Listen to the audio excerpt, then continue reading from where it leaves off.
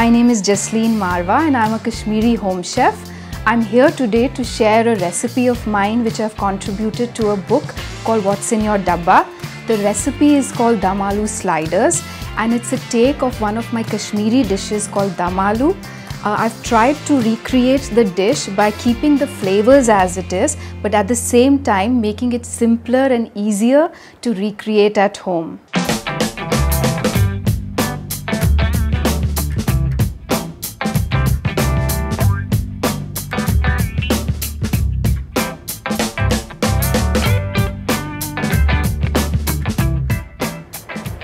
This is about 4 tablespoons of mustard oil that's been already brought to a smoking point, cooled and then used.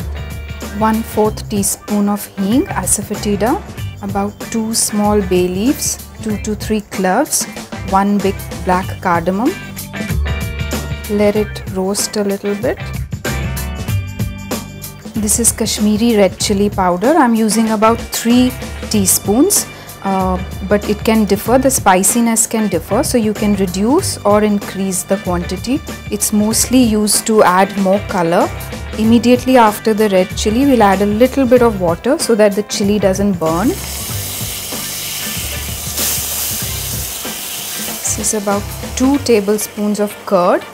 Immediately after adding it, you have to keep stirring it so that it doesn't curdle. Keep stirring on low flame till the oil kind of separates. This will add a little bit of tang and give more color to the chili. After you see the oil separating, just add a little bit of more water. And now we'll add our dry spices.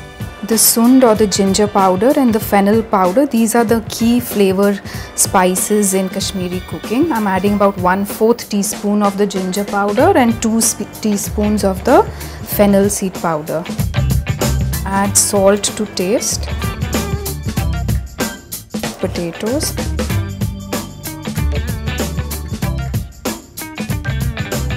If you want, at this stage we can add a little pinch of garam masala.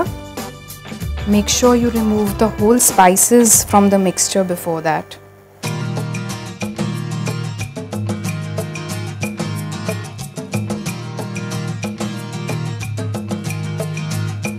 I've taken 1 bowl of curd. You can use hung curd also. 1/4 cup paste of walnuts.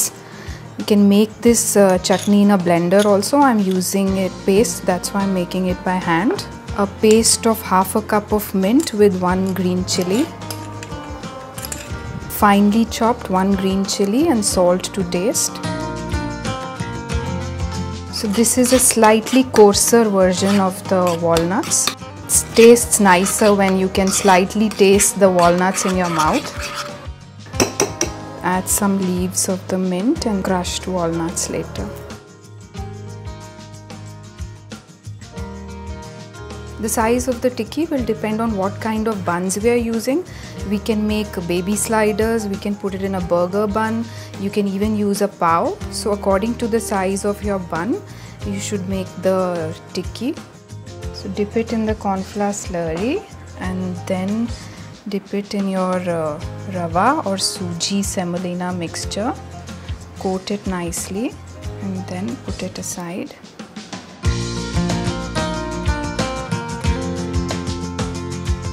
Oil for frying.